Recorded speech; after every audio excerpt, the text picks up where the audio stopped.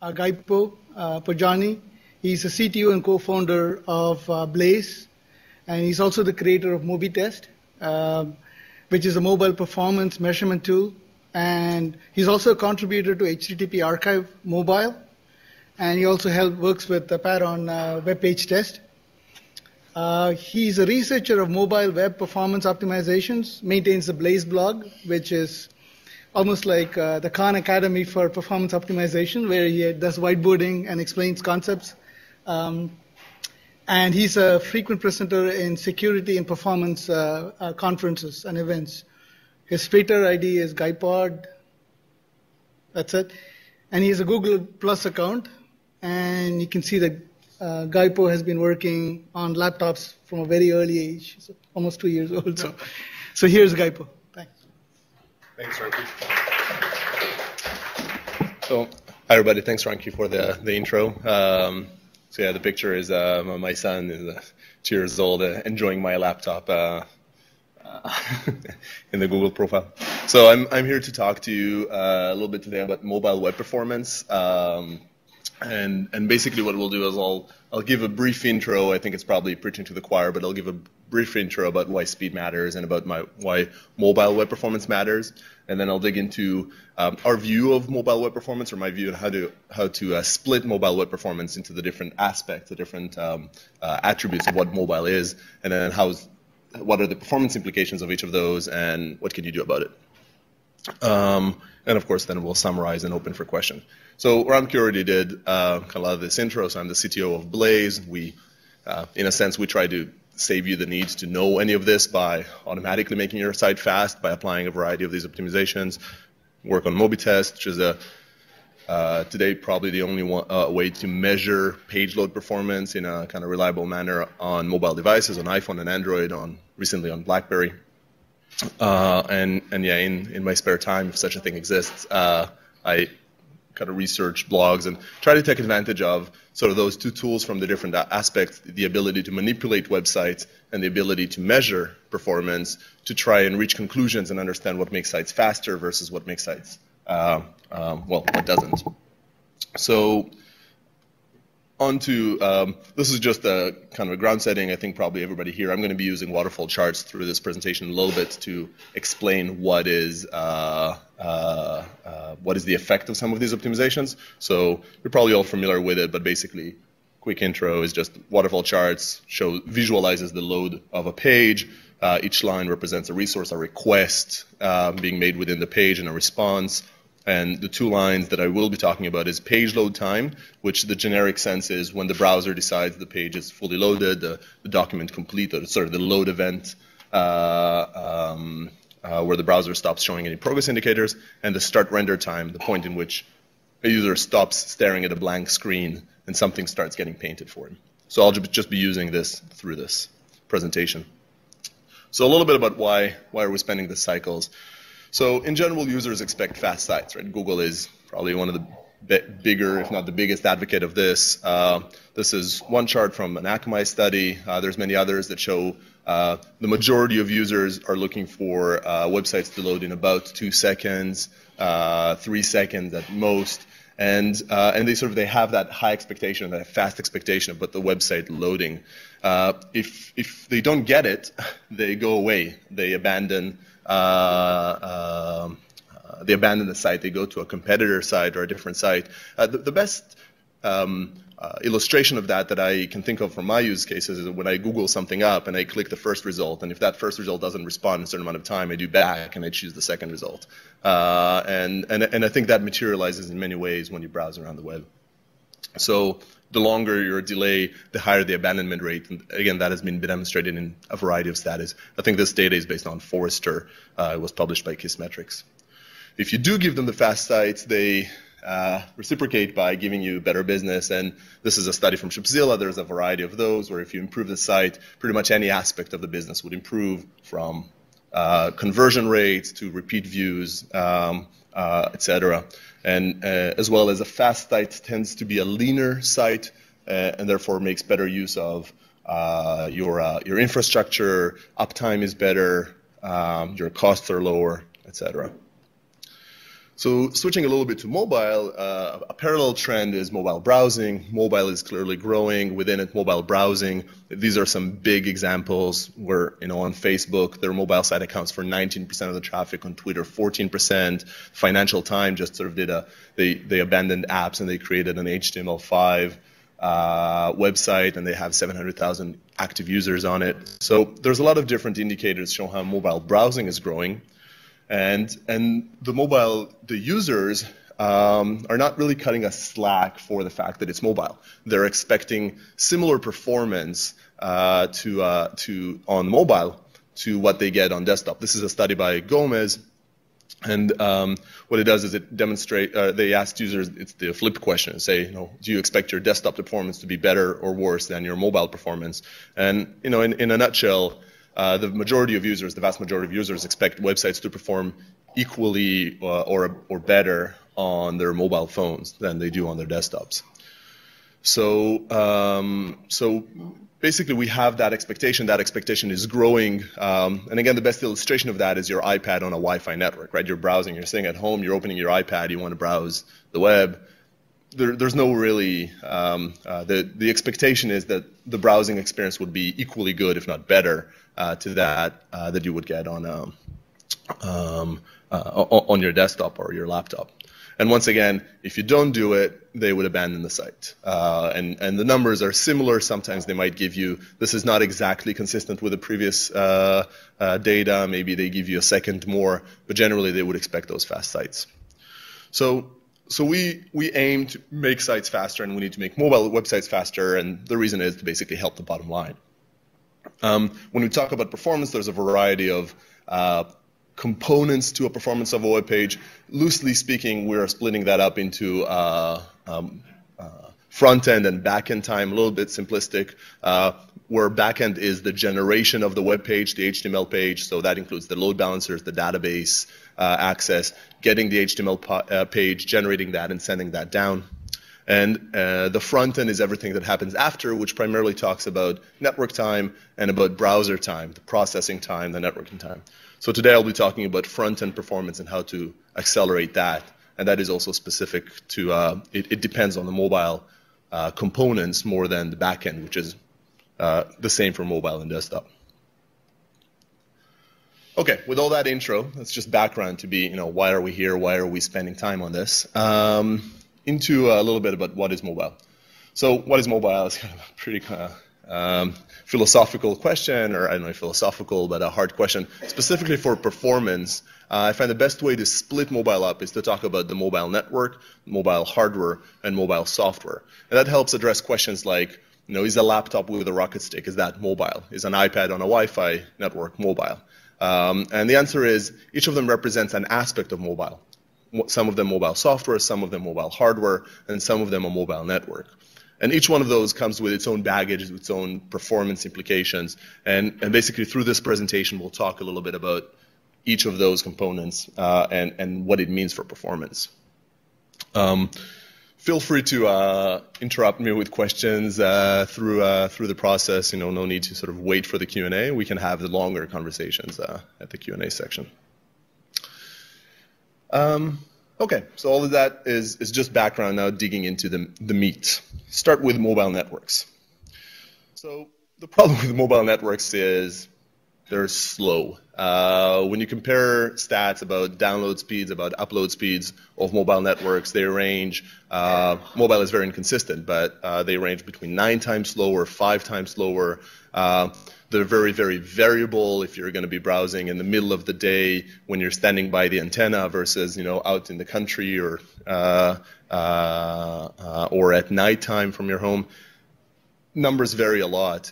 But while download speeds and upload speeds are much slower, the even bigger killer in mobile networks is latency. So on your desktop connection, on your broadband, you would expect latencies of 20 milliseconds, of 30 milliseconds, the time it takes data to go to the server and back, or at least get to the web and back. So you'd expect very, very, very quick connections. On mobile, if you get 100, if you get 150, you're in pretty good shape. And if you are looking at averages, the variability is very, very great. Some measurements we've done, as well as some studies we found about this, trying to average across different webs, talk about a 300 millisecond average latency. And that's slow. And it means every time you do an interaction, every time you try to talk to a server, you send a request to try to get a response, there's a lot of overhead, there's a lot of slowness. That's probably the most important attribute of the mobile networks, is that they're slow and that they have that high latency. So looking at what you can do about it, and in general, this is the format we're going to be doing, talking about a problem and then talking about solutions. The primary thing that you can do about it is you can reduce requests. Why reduce requests? First of all, logically, if the cost of an interaction with a web server is higher every time you make a request and you get a response, you need to pay a third of a second just to make that interaction, it matters, and it slows you down. So reducing those interactions accelerates your site. The kind of more mathematical reason is we've tried to assess a variety of devices and try to, we measured, I think this was on the Fortune 500 websites, but it doesn't really matter. It's a set of 500 random websites, and try to see which variable within the page correlated the most to load time. And across these devices, the mobile devices, the number one correlating factor was the number of requests. So the first one is a little bit more of a logical understanding, and the second is a more maybe statistical analysis. And of course, there's a lot of different ways you can measure, but both can lead you to the same conclusion of reducing the number of requests being the number one thing you want to do to reduce the page load time.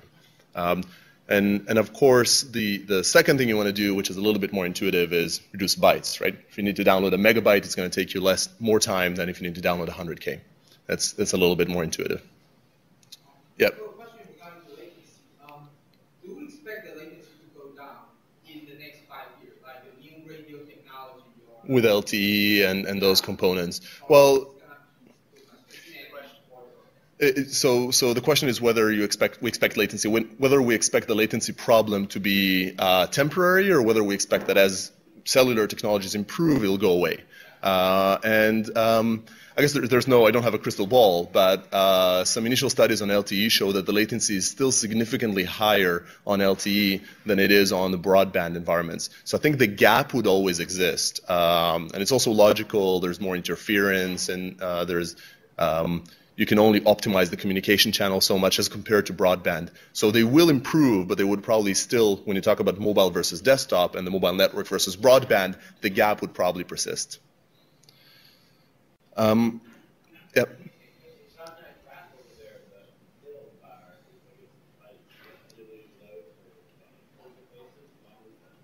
Well, so this is the question is why is the bar low on the Nexus and on the Android devices for the number of bytes? Why do they not correlate?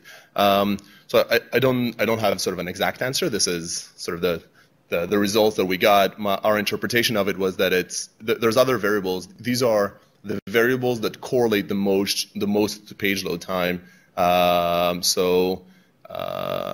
If there are other components or other reasons that would drown out the correlation, then there's a relationship between the bars, is what I'm trying to say, is that if one component drives page load time more or enough, then the other components would not contribute to page load time above and beyond it too much. So I will kind of caveat this a little bit, that this is about 4 or 5 months old, and we did constantly improve the measurement technology, so it's also possible there are kind of some tweaks in the data that can still be improved. So let's see a visual about this. Now, generally, when I give this presentation, I choose the customer in question or the company in question that I present at to demonstrate this. I got to say that on the Google websites, I couldn't apply this optimization and get this effect. But this is an example on the Walmart website where I applied a single optimization called on-demand images or just-in-time images, which makes images on the page only load as they scroll into view. So this is a good optimization that basically in one stroke reduces both the number of requests and the number of bytes. Any images that are below the fold do not get loaded until they actually scroll into view. So on the Walmart website, and this is a mobile site, this is just kind of an apparel section, you can see that took us down from, it's kind of hard to see here, from about 330K to about 220. So it cut down about a third of the number of of the amount of bytes, and also about a third of the number of requests. And when you look at the effect that that had on the visual, it was dramatic. I probably should have put the waterfall charts here, but what happens is all of those images were downloaded in parallel. So because we cut down a lot of those image requests, the bandwidth was used entirely for those images that are above the fold. They weren't contending for that download speed for those environments, and they downloaded the data much faster. So this is, we ran multiple measurements, and we pretty much consistently got those numbers. These are 2-second intervals, so basically go from about 4 seconds to about, I don't know, is that 8 or 10 seconds that the page is loaded. And granted, when the user is going to scroll down, then the images would need to be fetched. And if you want, you can proactively fetch them after they unload. But you focus your attention to only loading things that are within view in the initial page load. So, and it did a dramatic effect. This is the same data on MSNBC. It's just to say, this spans a variety of different websites, e-commerce, mobile. So same thing, went from saved about 15 out of 43 requests, reduced about a third. This is consistent with stats we'd see on a lot of different mobile websites. And once again, shaved a lot of the time as well. So that's it about slowness. The other aspect of mobile network, as though slowness wasn't bad enough, is that they're unreliable. Packet loss is very high. That one is incredibly variable. It's really hard to give a stat of the average. When you're getting out of a subway and you have 4 bars on your phone and you still can't get anything done, that's usually packet loss in play. Everybody is using it at the same time. There's a lot of noise. The capacity, the channels aren't being maintained well, and packets get dropped, so you just can't get anything to actually complete the transactions. So it goes from very, very low packet rate if you're in a good reception area at nighttime to terrible packet loss in other environments. The impact of that to performance is that you need to think about that no resource is safe. At any point in time, any resource, any file on the page may get delayed, may suddenly take a long time because packets got dropped, and it takes a while to do that iteration. So you can't rely on a sort of fixed amount of throughput nor speed. So the best solution we have for that is to eliminate the single points of failure. As much as you can, you want to make all the parts of the page as independent of each other as possible so that one would not delay or block another. And this way, you're addressing this problem a little bit so that at the very least, if one resource got delayed, it would not hold back another resource. This is also good for latency because if you're doing more things in parallel, you're not blocking one resource on the other. You're also helping accelerate the site in a high latency environment. But if you transfer or break all this component into eliminate single point of failure, would you increase the number of requests, which would hurt the latency in your previous? For sure, yeah. So the question is, doesn't this collide with the notion of reducing the number of requests? And it does to a certain extent, and to other extents it doesn't. So there is always a trade-off. If you combine a lot of different files and you download them as one request, for instance, then you're making that file more a single point of failure versus reducing the number of requests. You probably need to measure and to test what is the right thing on your site. But the primary thing is to try to make each one of these files after you've reduced, like what we do and what I would recommend is once you've reduced the number of requests, try to make those requests that remained on the page as independent of each other as possible. So let me give a couple of examples. So when you look at a web page today, the single points of failure are primarily scripts and CSS files. These are the files in a browser in general and specifically on a mobile browser that would block downloading of other resources. They would keep the browser from doing anything else with the rest of the page until that content got downloaded, until the scripts and CSS files completed.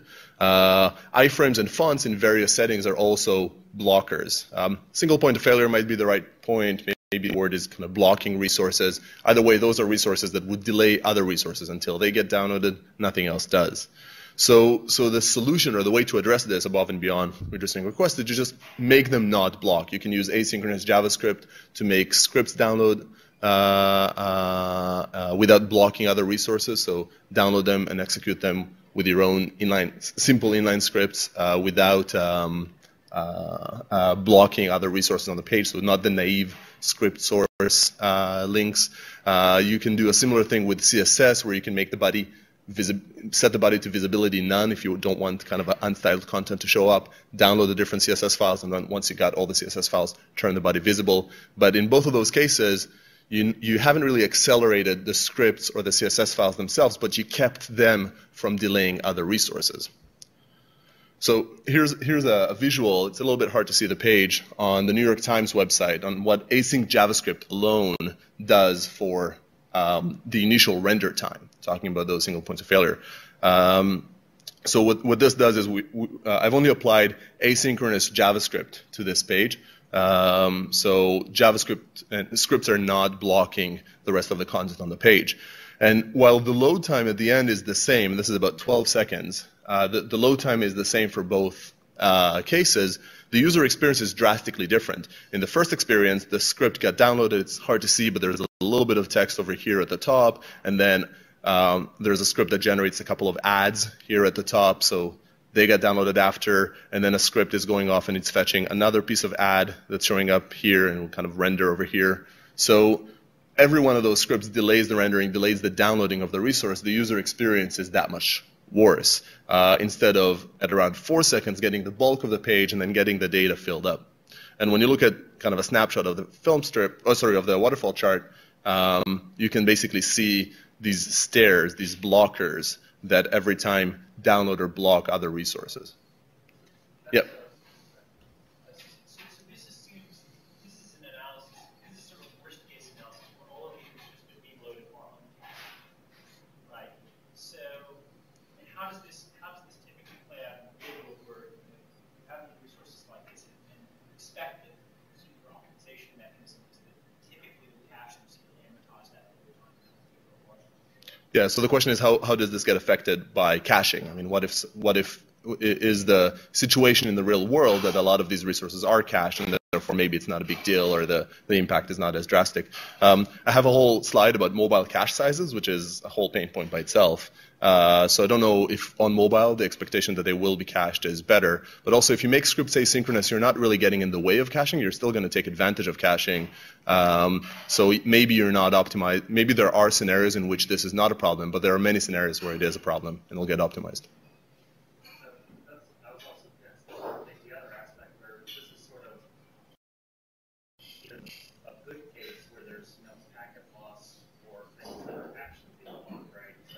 Yeah. Yeah. So this is in this case, it's hard to give an exact example of a packet loss. Packet loss is random.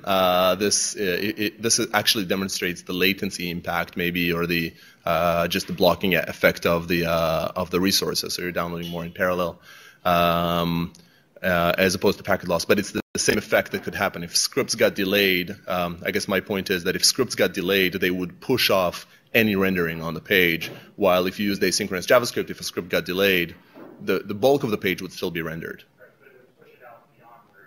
Correct. Yeah. If one of those scripts suddenly acts up and gets delayed. Yep. The other thing that seems to be a secret here, if I'm reading this correctly, I don't know what browser you're actually loading this into. It's supposed to be a very large number of parallel connections. So this is a real measurement from an iPhone. Yeah, and an iPhone indeed supports up to 6 connections per domain. I think in the latest one, it's up to almost. I got it to do at least 60 connections in parallel. So it makes a lot of requests in parallel.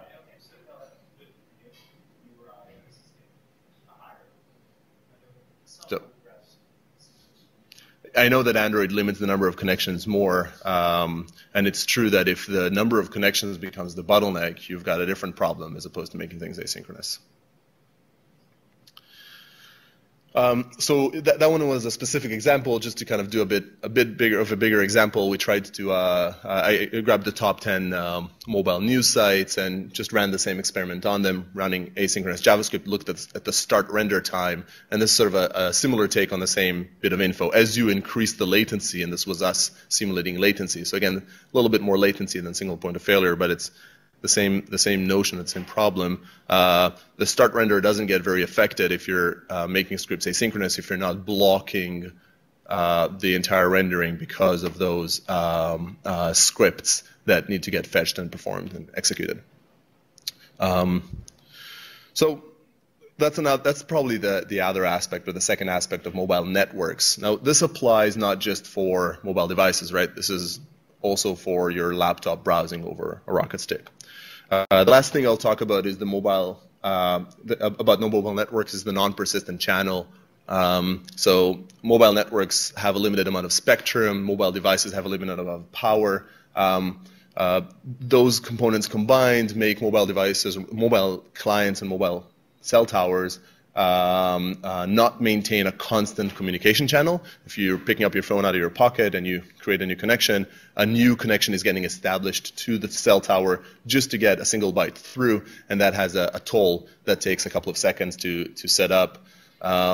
And if you were scrolling the page and read it for 10, 20 seconds, you weren't really invoking any additional network activity, then that connection would get dropped, maybe going to half power first and then an entire power. So when you're going to click the next link on that page, the same thing is going to happen. It's going to need to reestablish that connection. So that's a behavior that's sort of needed in a mass environment.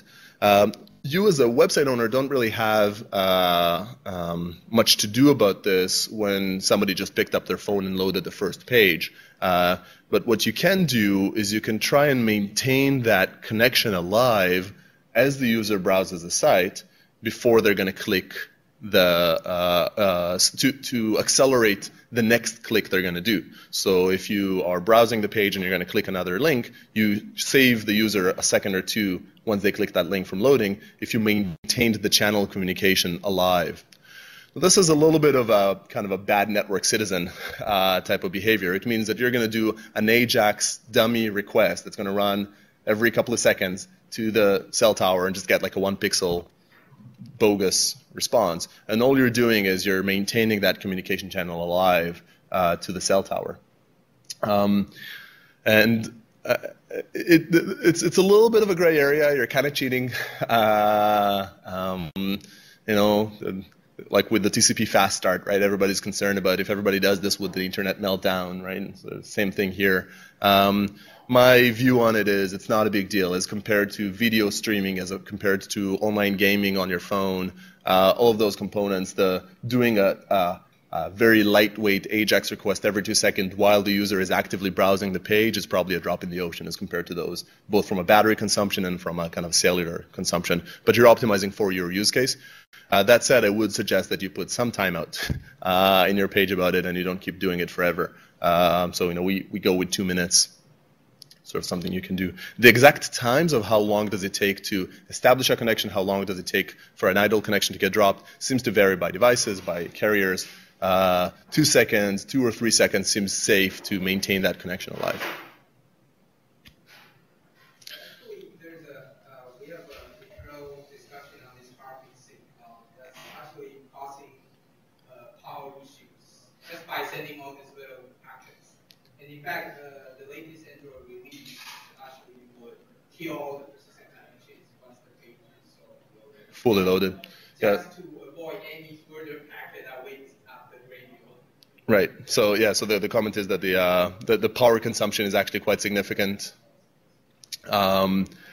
I mean, I would say I can see that it has a toll.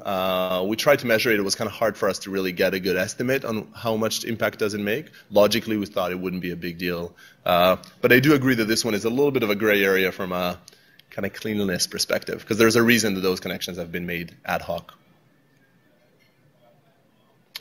Okay, so that's basically it about mobile networks, and those are probably the more problematic component, the most problematic component when you talk about mobile. But we still have a couple more. We've got mobile software and we've got mobile hardware, each of them coming with its own baggage. So mobile software in general is cool. It's good, it's a friend, it's modern, it's performance aware, it uses advanced browsers that are HTML5 and CSS3 compliant or that support those. There's smart look-aheads, and it's a good piece of software. It's probably better on average than desktop software because it's newer, it's fresher, it's more performance aware. So generally it's a friend for performance. The challenge from a website owner perspective is that it sometimes imposes limitations or makes some decisions you may not agree with or that may not fit your model or what you want to do with it. So I'll look at a couple of examples of that. The first is mobile cache sizes. So that is probably the sort of single most impactful problem that mobile software imposes today on you. So mobile sizes are very, very small. On Android, the kind of the factory setting or the stock Android is about 4 megabytes of memory and disk cache, more measurements.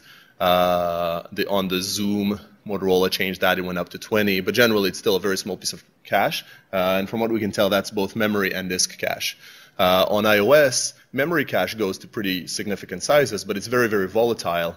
So if you browse the website and then you went on and you played a little bit with apps and you read some email and you got back to your browser, that cache is very inconsistent. You really can't rely on it. And persistent cache is 0. So if you killed the browser process, if you restarted your device, then cache just completely goes away. BlackBerry, this is the only race BlackBerry won with 25 megabytes of cache. So when you look at the mobile HTTP archive today, a mobile page is about 400K in size. So 4 megabytes in Android would give you about 10 pages. It's not that clean because maybe some resources are shared, but it's a very, very small number. Even on desktop, cache sizes are too small. Souders keeps kind of mentioning that fact, and it's true. But on mobile, you're in a bigger problem. So you can almost assume on mobile that your mobile, the resources would not be there in the cache when you come back to it the next day.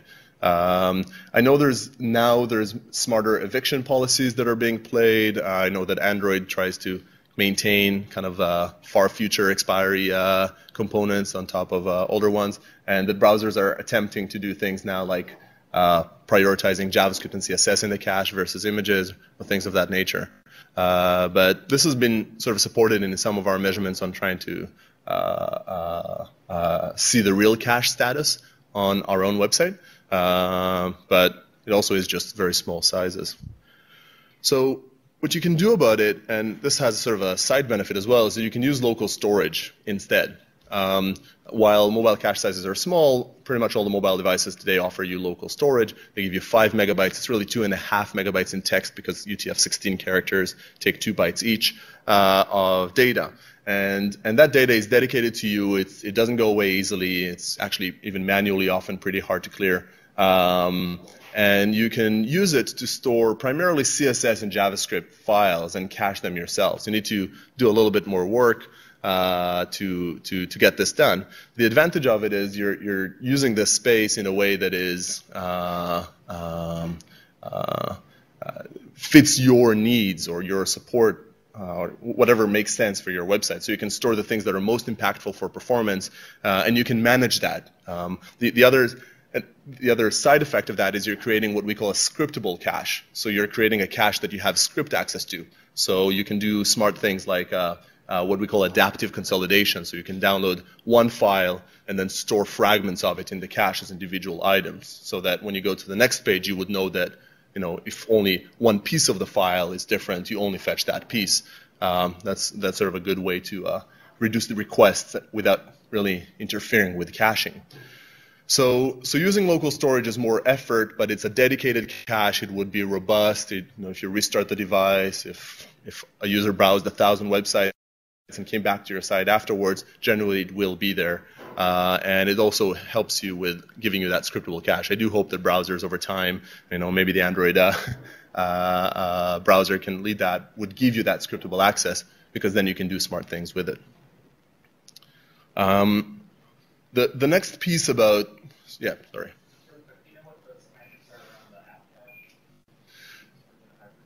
App cache and local storage are the same and not the same. The most noteworthy, so today app cache is pretty finicky to use, and it also assumes it's a little bit more designed for the page itself to be cacheable, and then alongside that, all the different resources, while local storage can be used for a dynamic page that is not cacheable itself, but you want to cache the different resources on it. The other aspect is that you get scriptable access to it, which you don't with app cache, as far as I know. So local storage implies that the web page actually has to manage what it stores locally, because it's going to go away, right? Once the app runs the Correct, yeah. So if you use local storage for caching, you need to make sure that you build a cache into it. It's not a big deal. We actually had a webinar, it's posted on our website, that has a set of slides that exactly walk through what you need to do. But yeah, it puts the onus on it. This is a little bit, I guess this presentation is tuned for a website owner versus a browser developer. But basically as a website owner, yeah, you'd need to put some logic into managing that cache. It's not a ton of code, but it is. The onus is on you. The other aspect is that there's no the local storage. Using local storage for caching, the way we recommend it, assumes versioning. So it assumes there's no real expiry due to time. It's just a cache, and you save something in it, and once you saved it, it's signature based, so you can cache it forever. And only as you increase or you cross the thresholds of how much data you're willing to store, then you start clearing files out.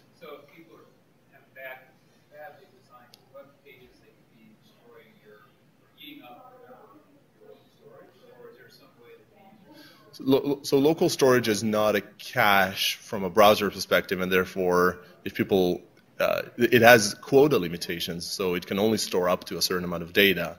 Whether that data is used wisely or not is up to the web page. If the web page is bad, the use of the data or the use of the space would be bad.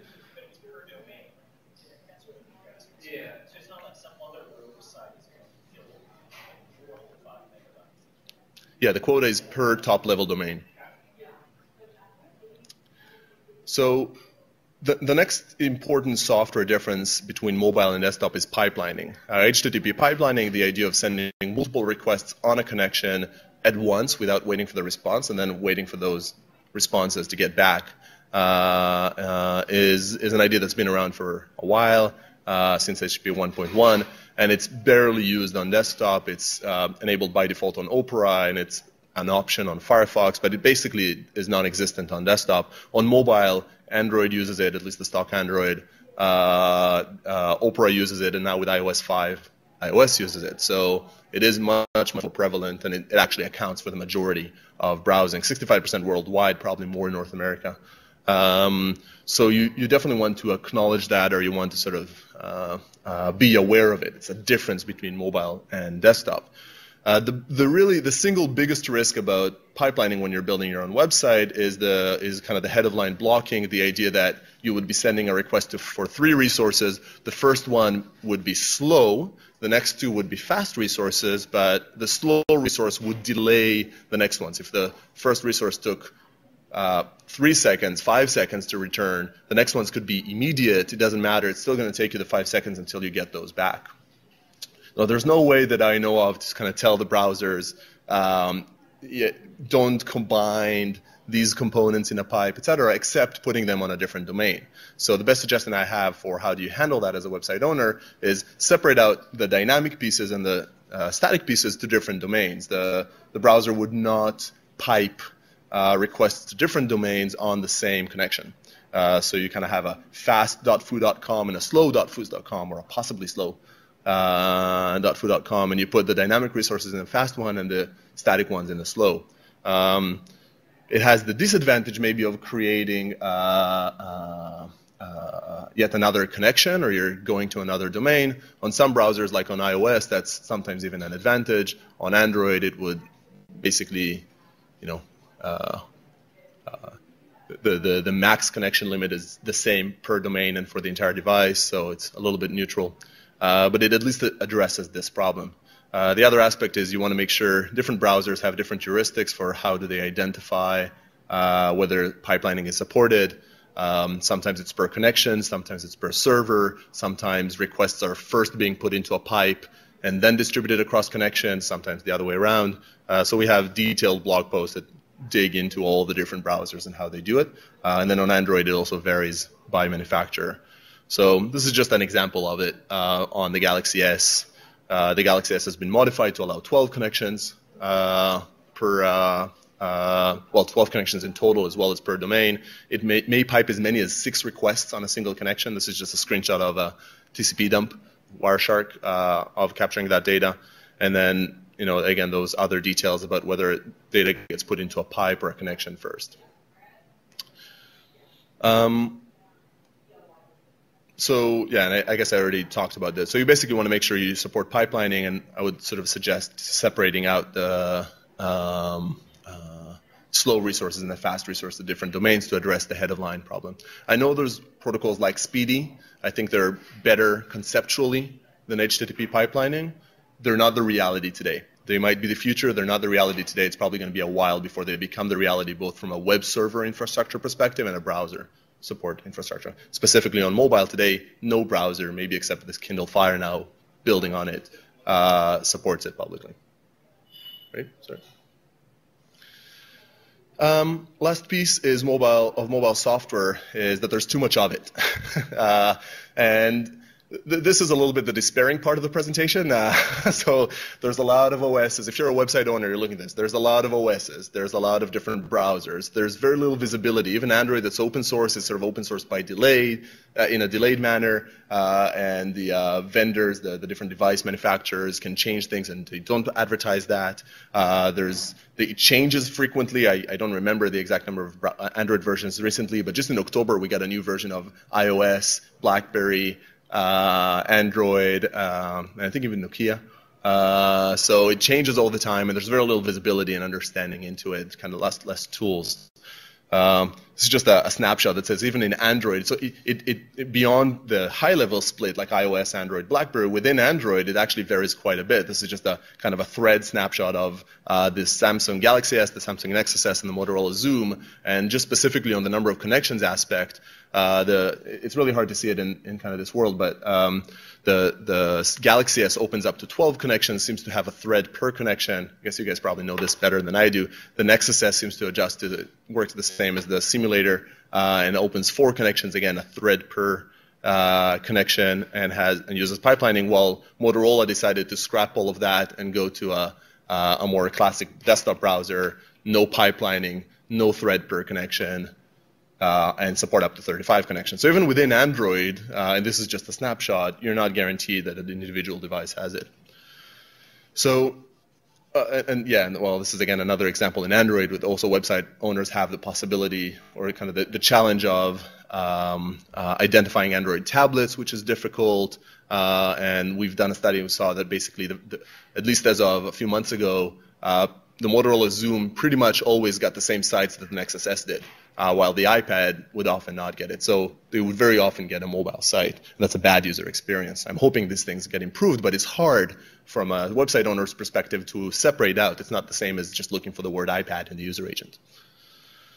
And then changes happen all the time. Just this nice iOS 5 change we enumerated about 10 different performance-related changes that mattered, things like adding support for async scripts, and on the flip side, making CSS in many cases block downloading of other resources, differences or changes in JavaScript performance. So again, these are all posted, and kind of the goal is not to go through each one of these, but there's important changes about performance happening in every one of these versions, and they change all the time. So it's a pain for a website owner.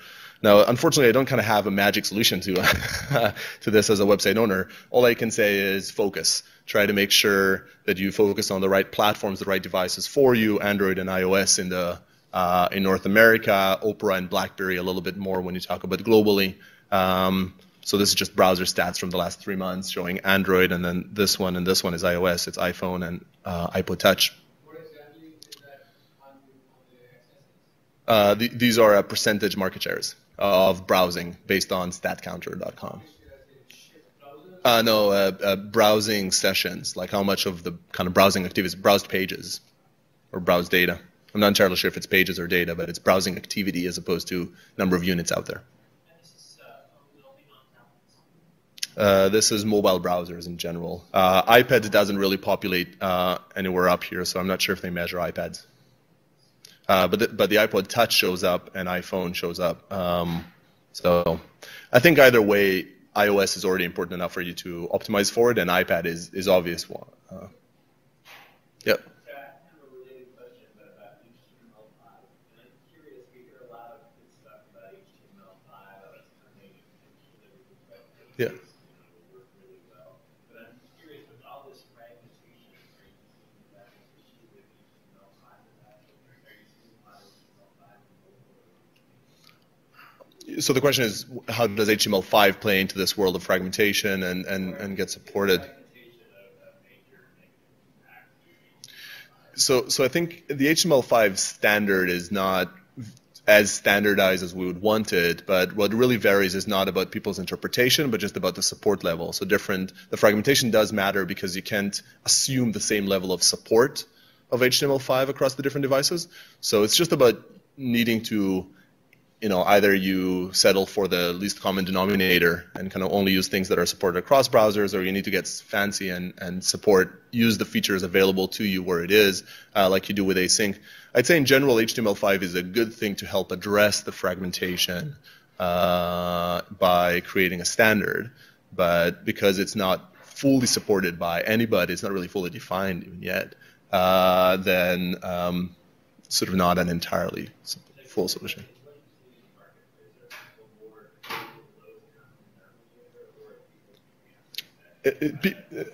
From what I see, people don't tend to take advantage of the sophisticated HTML5 capabilities too much. I think that's affected by fragmentation and the lack of the different levels of support and just keeping track of that. But some of it is just about kind of the time it takes to adopt these things. So anyways, I talked about these right now, but basically your best bet for this is measure as much as you can, try to focus on your right aspects and sort of understand what are the environments you're aiming at and keep track on when do they change, what are the exact attributes. So it's not a magic solution, it's just something that you need to work on. So the last bit I have, and I'm going to kind of rush through this just because we started a little late and we're already probably over time. Is it a big deal if I go a few minutes over, or? I guess I'm going a few minutes over, is mobile hardware. So I talked about software, talked about network, and the last bit is mobile hardware. So the first and probably most well understood or discussed aspect of mobile hardware is that it's slower. It doesn't have the CPU power, the capabilities that a desktop or a laptop has. If you look at JavaScript benchmarking, the software has taken iOS, and Android was already here. But taking iOS from 10 seconds to about 2.2 seconds, or sorry, to 3.5 seconds to complete the SunSpider benchmark. So it improved quite significantly. Additional hardware with iPhone 4S, doubling the CPU, got it down to 2.2. Running the same test on my laptop takes 230 milliseconds. So it's still 10 times faster. The gap is still very, very big. Android is on par. Like the numbers today are pretty matching, and BlackBerry is far behind. So the weaker CPU is significant. We also tried to understand how does this actually play a role in real websites. So is this just a problem if you're building a JavaScript game, or does this impact your day-to-day or your regular website? So we took the top 100 website in the US as measured by Alexa and measured them on iPhone 4, iPhone 4S, and an iOS simulator, all running iOS 5. The advantage of using iOS for this is that the iOS simulator actually compiles it to the hardware on which it runs. So it's truly the laptop hardware that's running this measurement. And we saw a big impact. The doubling the CPU in iPhone 4S went from 3.4 to 2.9 seconds on average. This is over a fast connection, Wi-Fi overnight. We tried to kind of take the network component out of the equation. So it went from 3.4 to 2.9 seconds. Running it on a laptop halved that speed again. So some of it is JavaScript, some of it is the cost to render images, some of it is the cost to open connections and kind of how fast does that component work. All of those components.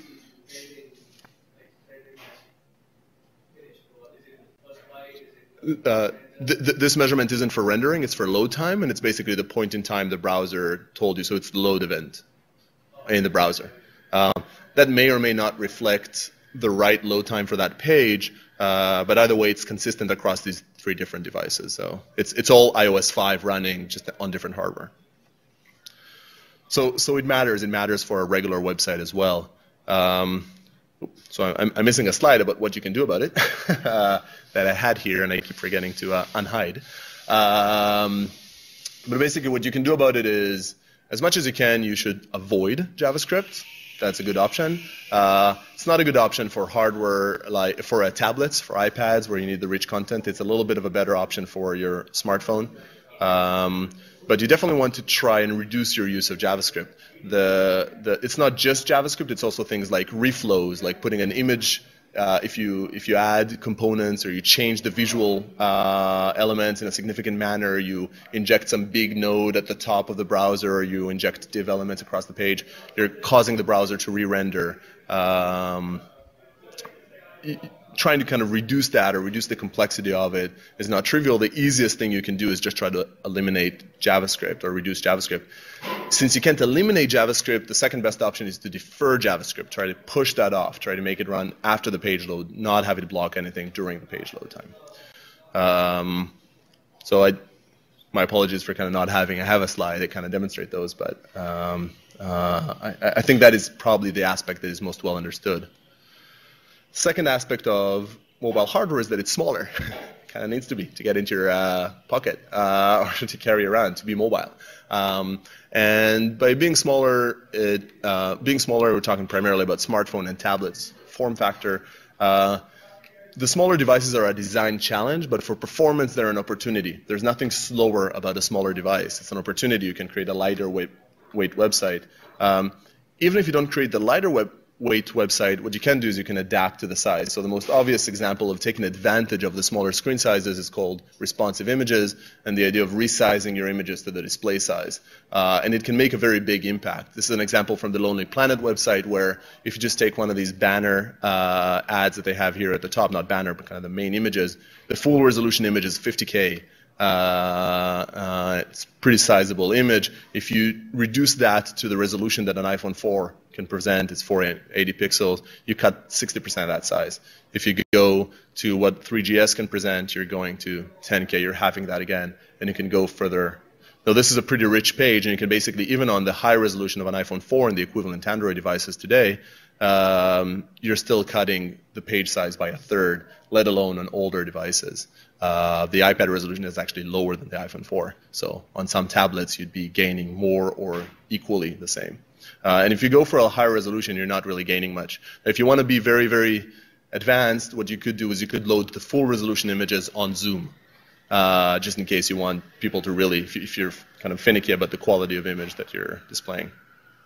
But when the page is zoomed out, the user cannot appreciate a better image. It's just they're not going to see it. And the last bit, again, is a bit more technical about the mobile devices. They use a touch screen. Again, I'm trying to think about the differences between desktop and mobile. So the input device is different. Touch screens are non-existent, basically, on desktop, and they're prevalent in mobile devices. And that one is a very, very specific one. When you touch a mobile device, the device waits, intentionally lags to decide whether you were doing a pinch to, whether you're zooming, whether you're scrolling, whether you're clicking, what is the action that you're doing. As far as I understand it, it's not a CPU problem or any limitation. It's a design decision about distinguishing what it is that you really want to do. What you could do is you can make your clicks more aggressive by turning them into, using touch events to do them. So you would use on-touch start and on-touch end as an invocation of a click. If you want to be a little bit more careful, you want to say without an on-touch move, without a touch move in the between, and if that happens, then you're clicking. So I know that's true on iOS. We've seen it work on Android as well. I'm not sure we tested the very latest Android, but we've seen this work on the Nexus S and on the Zoom. So it has a bit of a negative, like if you're making your clicks aggressive, you're making them aggressive. You might be accidentally clicking something when the user was intending to scroll. So it's a little bit of a trade-off. This is the case where you're not necessarily doing something better than the device, but you're just changing, you're biasing it towards what you think is the better user experience for your users on your site. Okay, so So that's my presentation, or that's the data I have. The key point we talked about is taking mobile, talking about mobile web performance and separating it out, sort of a divide and conquer strategy. Talk about network, talk about hardware, talk about software. And for each of those, what are the different components and how do they impact performance? What performance implications do they have, and how can you as a website developer, as a website owner, and it's true from a browser developer perspective as well. It's just, again, this presentation is a little bit more aimed at the website owner. How can you help that? How can you address that? And we talked about the different aspects, the different challenges. These are not all the attributes and all the aspects of each of these devices, but those are the major ones to kind of make an impact. And that's it. Any questions? No? What's your opinion on this Silk browser where they have proxy in there using browser fetch stuff? Yeah. So the question is, what is my view on the Silk browser and kind of the split browser architecture where there's a server-side component to it? I think it's interesting. I think it's not really as novel as they present it to be. Opera has been doing it for a little while, but this is different what they do. Like, they take it to the next level. I think there are real performance problems that get solved by it. So from a performance perspective, I think it's a good move and it could increase performance. I would suspect that it would break a lot of sites. I'm a little bit concerned about the fact that HTTPS goes directly, and if it doesn't go directly, I'm concerned about the privacy implications. If it goes directly, I'm concerned about the fact that HTTPS is something we want to have more of and not less of, so you're kind of eliminating the whole value. And I'm also curious about the costs associated with it. So I think for Amazon, it's an interesting play because you need to buy a Kindle Fire, and you probably have some math about how much Amazon purchases are being done by every user who bought a Kindle Fire. So they can probably afford to lose some money on every user because they're making money through other channels. But I'm not sure if the math makes sense for every browser out there. So the bottom line is, from a performance perspective, I think they're solving problems. It's like Speedy. They're using Speedy. And there's a lot that can be done there. In fact, what we do in Blaze when we try to optimize, part of it is similar logic, but we're oriented at the website. But the idea of moving processing from the mobile device to a server, and ideally doing it ahead of time, or caching results of processing, these are the types of things that we do as well. And we see that they have real results. So we do think they matter. The question is whether all the other parameters work well alongside it. It'll be faster. Would it be better? I don't know. Okay. Well, feel free to contact me after it if you want to talk about any of this. Thank you very much.